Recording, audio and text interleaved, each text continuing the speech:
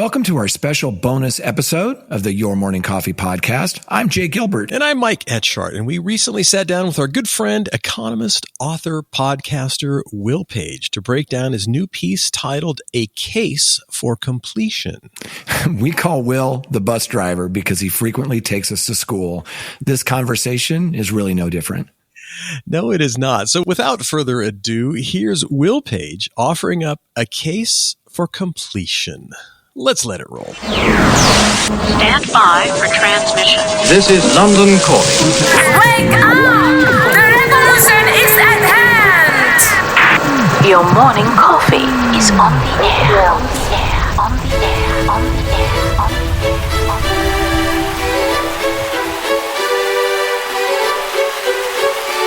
Standing by.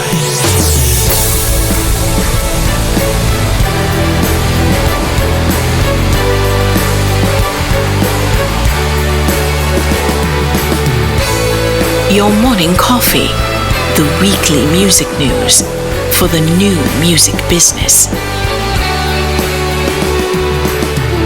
It's the highly curated, agitated, advocated, moderated, and liberated digital music information that you need to know. We are your digital music authority. And now from our studios in Hollywood, California, here's your hosts, Jay Gilbert and Mike Etchart.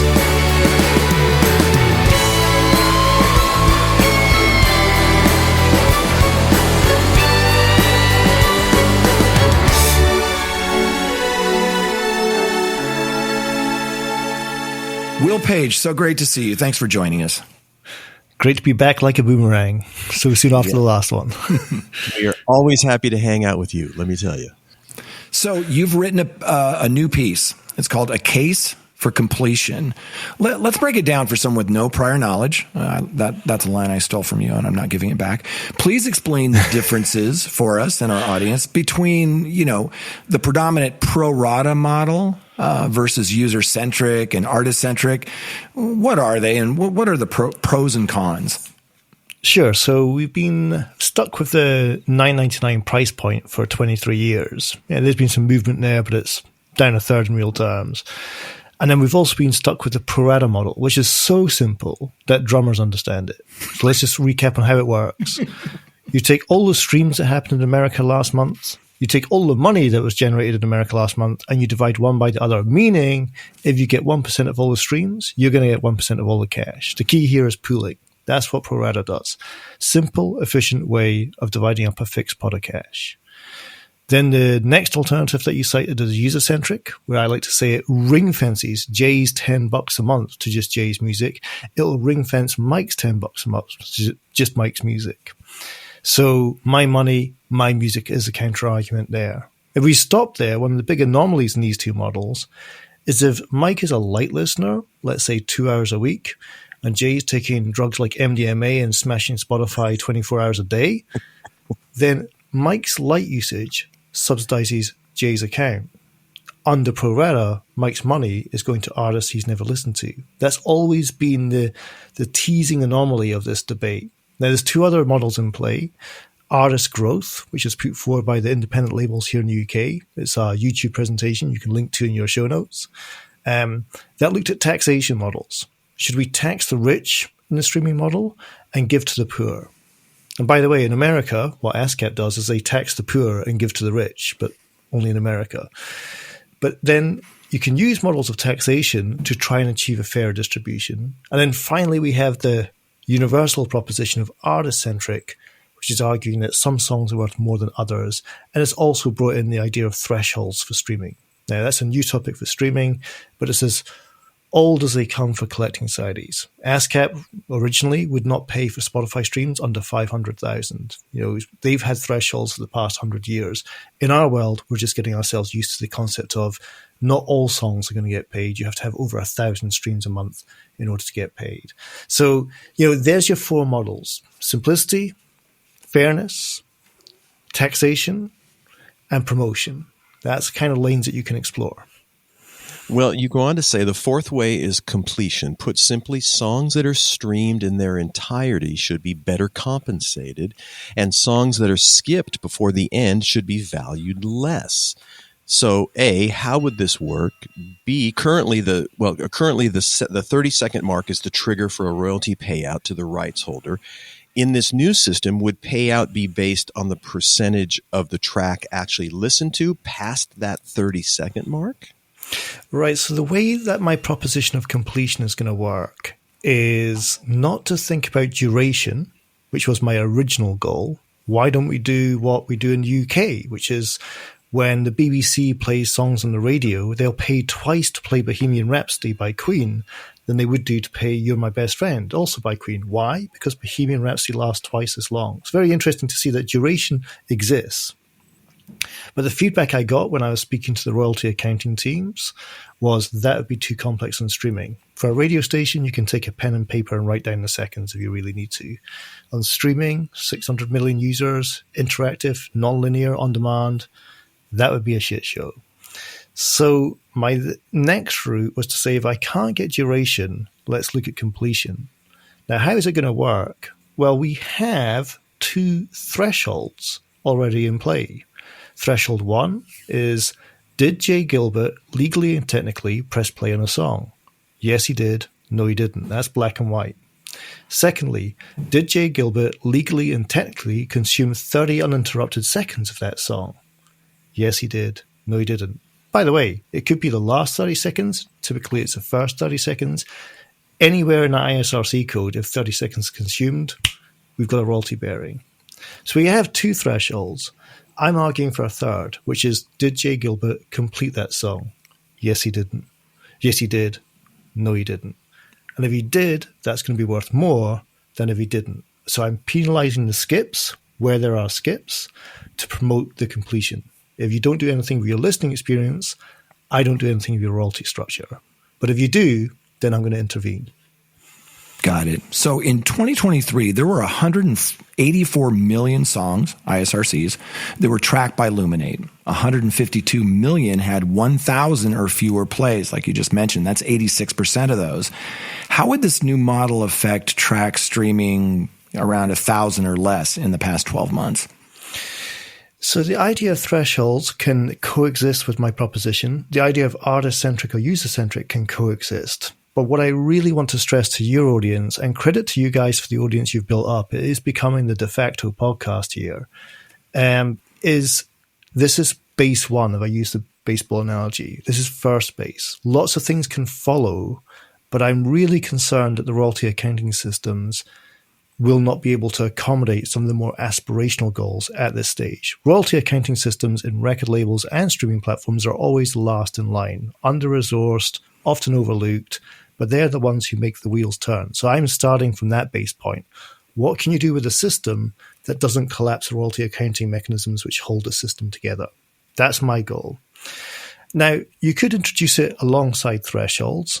That's interesting. I don't think it would distort that. I can offer some commentary on thresholds if you want, Jay, but what I would suggest is that popular songs are more likely to be completed because that's how music works. Therefore, there would be a kind of bonus mechanism for songs that are riding up the charts in that they're the ones who are most likely to be completed. Therefore, we'll get an additional benefit from this. That's not an intended observation. That's an indirect observation of what I'm putting forward here. Good music gets completed, bad music doesn't.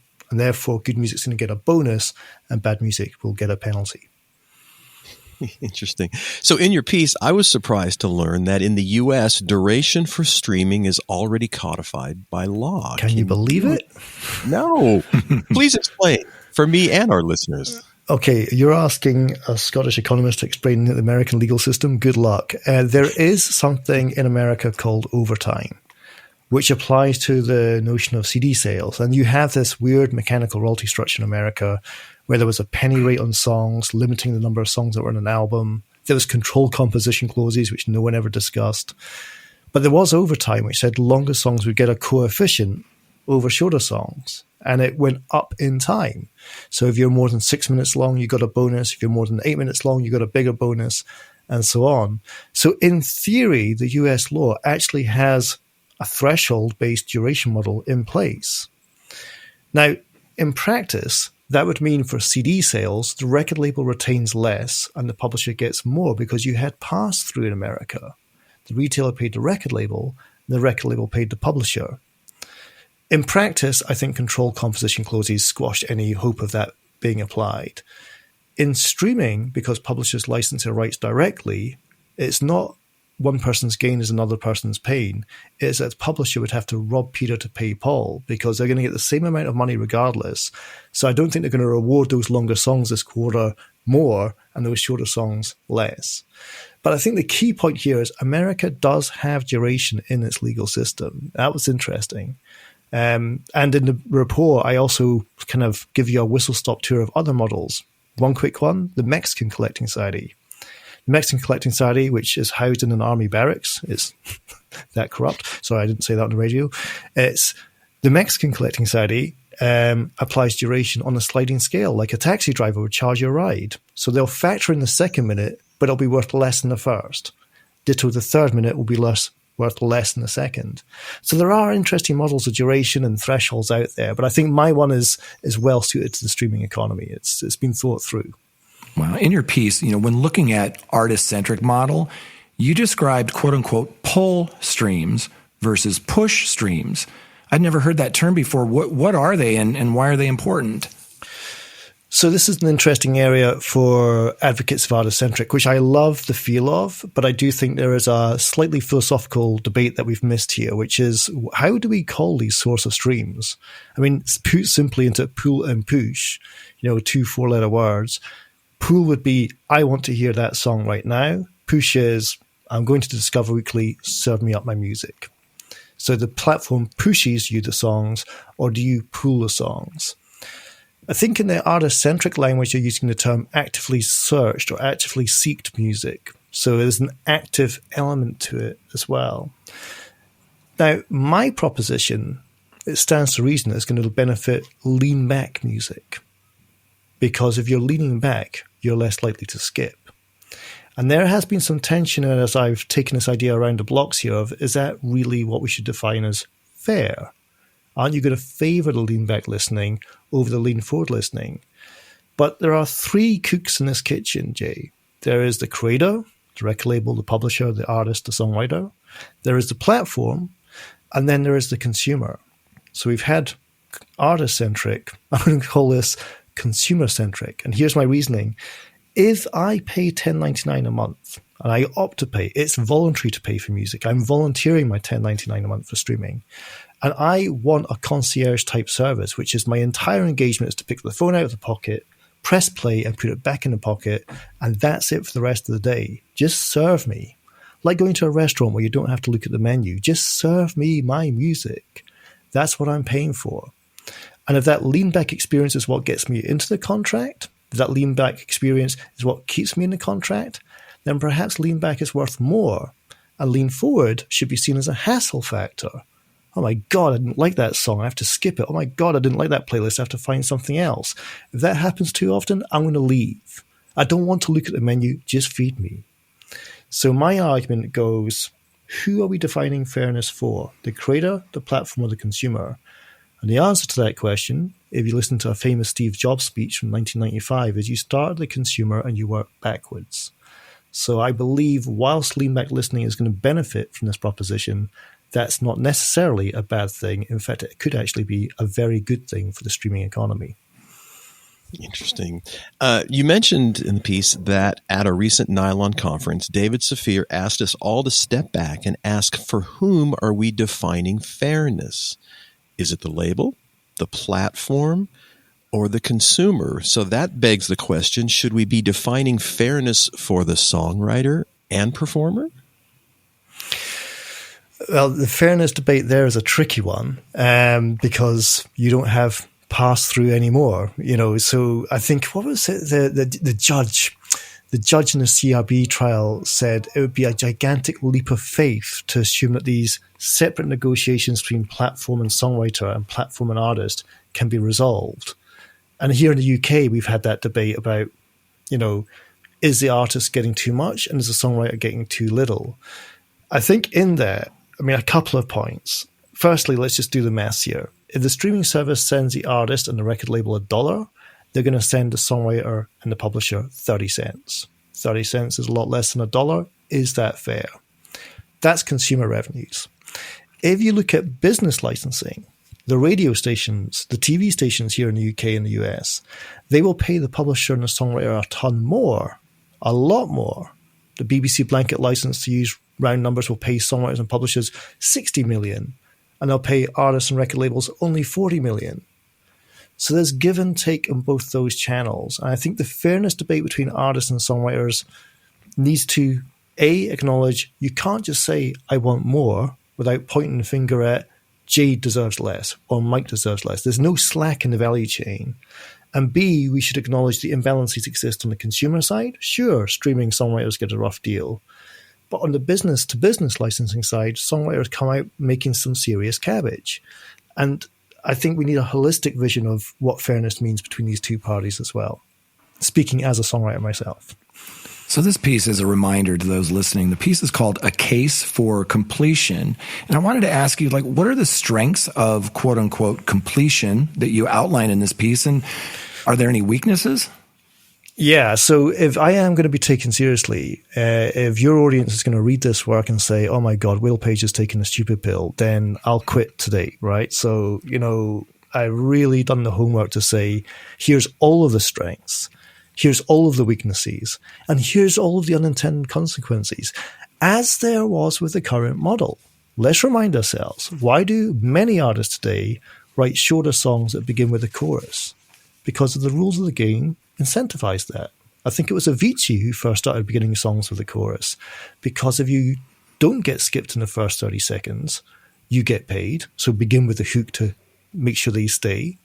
And you don't get paid a penny more for lasting a second more. So I want to be absolutely clear to your audience who is well versed in this debate. There are anomalies with the status quo. We have sat and looked at those anomalies for 20 plus years. Has anyone factored in how jazz and classical get screwed by the current model, not factoring in duration? We deal with winners and losers all the time. Let's just go back to some of the strengths, weaknesses, and unintended consequences that we have with this. The biggest strength, Jay and Mike, is that it's based on common sense and it's asymmetric. You have to show me the intent of skipping for me to respond with punishment. And if you don't skip, I don't respond. So I'm looking at intent from the consumer before I act. That's a really important point. Second strength, and a really good one here, is it crushes 31-second stream fraud overnight. I want to go Scarface on those click farms. Say hello, my little friend. This kills 31-second stream fraud. The weakness is, let's just stay with fraud for a second. Whatever you do, fraudsters are still going to fraud. They will look at this model and say, oh, I can game the system, just like they look at thresholds and game those systems as well. But I would argue, and you can't say too much about the fight against fraud on the podcast because it's a sensitive issue, that having this third threshold of completion will help the fight against fraud. I just ask your audience to think about how and why. I can't say, but this is going to give the streaming platforms more ammunition in fighting fraud. Another weakness is lean back listening, which we touched on earlier. An unintended consequence, a couple here, and I have to say this is a puzzling one, but I'm going to explain it. Is it fair that Jay's consumption of a 2-minute pop song in its entirety is going to be worth more than Mike's incompletion of a 7-minute jazz song after 6 minutes of listening? That's an anomaly. There's anomalies with the present model, but one thing that we get into in the way I've structured this proposal is genre does not affect completion rates. Sprinters enter sprints. People who like short pop songs listen to short pop songs. Marathon runners enter marathons. People who like longer compositions listen to longer compositions. So that one needs to be curbed. And then the final one is just, does the simplicity of my proposition beget more complexity? So if you're watching Netflix, did you complete the movie if you didn't watch the credits? Think about it. You didn't stay for the credits. You didn't complete the film. Who stays for the credits? If you apply that simplicity to music streaming, should you get paid out more if you get to 90% of the song or 80% of the song? And I talk about Socrates' paradox here, which is when you have vagaries in life, how do you get a definition of, Jay, looking at you here, when does somebody actually officially become bald? Is it when they lose 90% of their hair, 95% of their hair, 98% of their hair? At what point do you say black and white, this song's been completed? That's not a big cloud above the proposition, but I want to be clear, as the readers dive into this work, I really turn every stone over to make sure this idea is robust. I try and do the thinking for you. Wow. While breaking down the completion model, you write that the best way to think about the mechanics of any model is to work through its inputs, variables, and outputs. Yep. Talk a little bit about that, because that's very interesting. So that's the simplest way of describing what a model does. You got something to work with, you got something to tweak, and by tweaking it, something else happens. So on the input side, think of it this way. You don't control what gets skipped. The consumer does. That's the signal they're sending you. And in my very simple model that I present, 90% of songs are completed and 10% are skipped. That's broadly in line with the data that we were able to dig up with thanks to Glenn McDonald and the economist team. So I don't control that, but the input is you got 100 songs, 10 are skipped, and 90 are completed. What I do control is the punishment. If streaming services pay record labels 55% of their revenue, I want to take those 10% of songs that are skipped and punish them with a lower effective revenue share. So instead of getting 55%, I'm giving you naughty boys 40%. And the residual gets passed over to the completion pool. Again, I'm not promoting completion, I'm punishing the incompletion. As a result, the output of this model is what happens to my per streams. The per streams on skipped songs are going to fall by roughly 26%. The per stream on completed songs will get a pay rise of around 3, 4, 5%. That's the mechanics of the model. It will change by country, it will change by platform, it will change by genre, but at least the reader can follow the inputs, the rate of skips, the variables, the scale of punishment, and the outputs, which is the impact on the per stream. That's what the reader needs to play with. Got it. Will, you also lay out some potential unintended consequences of this proposal. Talk us through some of those. Well, I think the most interesting one is when people, as I've sounded it out with people and asked them, have I taken a stupid pill or does this idea have legs, is won't this benefit shorter songs? And I think the unintended learning I got from this is simply that some of the best completion rates that I looked at were jazz and classical, which are longer songs. That's interesting. And I think it's a self-selection point in terms of people are going to the music that lasts the type of length that they want to. The sprinters want to enter the sprints, the marathon runners want to enter the marathons. So the unintended consequences of wouldn't this punish shorter songs, wouldn't this incentivize songwriters to write shorter songs, I think is misleading. So there are unintended consequences, but the beauty of the modeling work suggests those might be misplaced. I don't think this is going to discriminate against one type of music against another, against one type of song length against another. This is just going to capture songs that, quite frankly, are sending a negative signal to the consumer because they don't want to hear them anymore. One last one, though, and some of your listeners may remember an artist, Elvis Costello, maybe. My lawyer also represents Elvis Costello, and he said, I got a problem with your proposal, Will. I was like, why? Well, Elvis Costello has these really long, drawn-out outros to his music, and it's going to suffer under your proposition. Personally speaking, that's not a problem. I don't like long, drawn-out outros to my music. I like proper conclusions to songs. But yeah, it may affect how people write their outros. Sorry, Elvis Costello. Sorry, Elvis, indeed. Explain what source of stream is and how in the completion rate and how is the completion rate affected by it? Yeah, so this is one. Perhaps forget Will's proposition. What your readers will find fascinating is we got completion rates by source of streams, and before we go anywhere, let's just be clear. We've discussed lean forward, lean back. We've discussed push and pull. How you title these streams will change by platform to platform and will change over time. But what I was able to construct was a full, rich data science study of source of streams and completion based on 5. Radio, editorial playlist, and algorithmic. A lean back listening. The platform is serving you. Back to that restaurant. You didn't look at the menu. The waiter just recommended you something. And then user playlist, a non-playlist, a lean forward, Jay's commute to work playlist. which, by the way, dominates the listening patterns in terms of share of time. And guess what? The lean back listening has more completion rates, higher completion rates than lean forward. For radio, 82%, editorial, 81%, algo, 78%. The lean in models, the actively search models of user and non-playlist, they're not far off, 78% and 73%, but they're less. Now, I think the big headline here is the discrepancy is not that wide.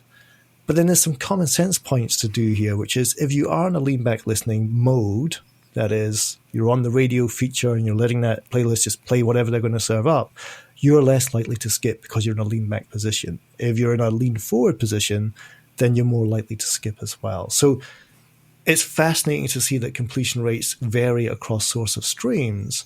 It's intuitive to see that the completion rates are higher for lean back than they are lean forward. But equally, and there's a lot of knee-jerk reactions to a new idea for the music industry to adopt, reassuringly, they're not that different overall. As with genre, as with duration, the source of streams are broadly speaking similar. That is, 80 to 90% of songs are completed. Yeah. So, Will, tell us about what goes into a piece like this. How did you formulate the case for completion? When did you formulate that? Then when did you put pen to paper and go through all of the kind of thought process? And then, of course, like we talked about, the putting it together, having an editor, having it look nice. How long does that all take? That seems like a really long thing. Well, the idea was born one evening when a dear friend and longtime mentor to me, and I think a mutual friend to your show, Fred Goldring, entertainment lawyer of some repute in the United States, was over in London. And he came over to the house and he said, "Hey, Will, I was at this wedding." Great. "Yeah, and there's this band at this wedding." Okay. And they did a 2.5-hour medley. It's like, wow, that's weird. Usually bands do like 8 or 9 songs, one of which is Kool and the Gang Celebration, obviously.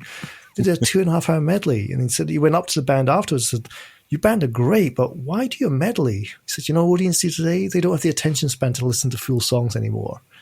And that was the penny dropping moment of what state are we getting into? Forget the economics, forget the royalties, just think about the music here. What state are we getting into if we can't be bothered to listen to a full song from start to finish? So this one's dedicated to Fred Goldring, in that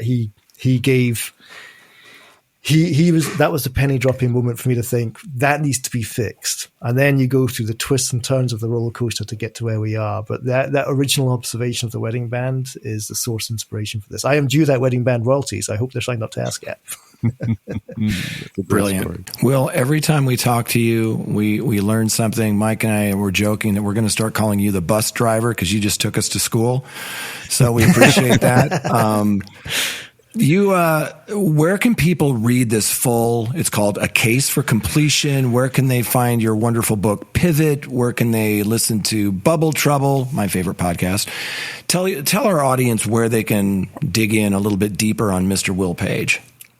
Pivotaleconomics.com is the home. That's the HQ. It was designed for students as well as C-level executives alike to help people grapple with the economics of the business. Pivotaleconomics.com/completion is where you'll find the work. They'll be heavily promoted on the landing page as well.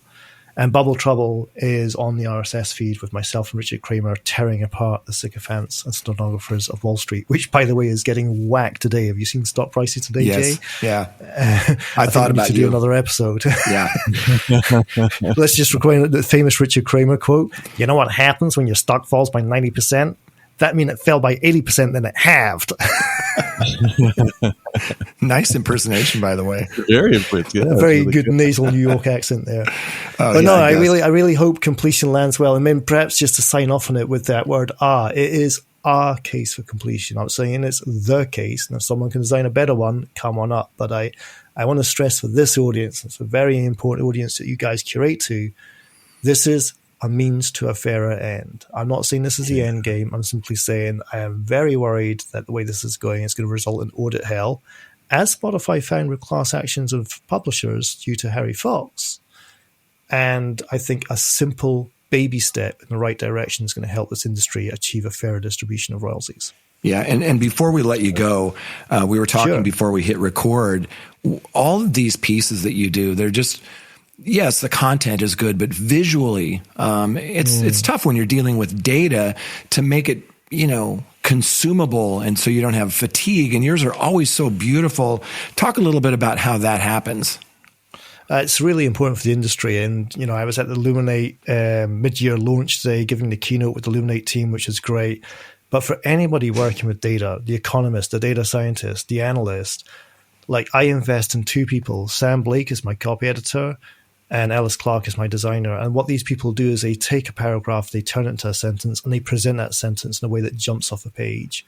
They sure do. And I invest because my philosophy in music is the same for economics. It's inspired by a lyric from the Jungle Brothers, great rap band from the late 80s, early 90s, where he said, you got to get the message across without crossing over.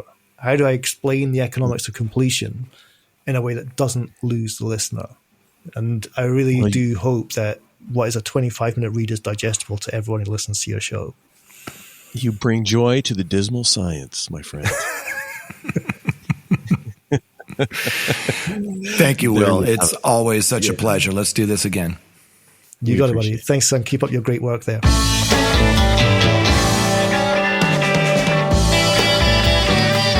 You've been listening to Your Morning Coffee, the weekly music news program for the new music business. Join Jay Gilbert and Mike Etchart next time for the digital music news you need to know.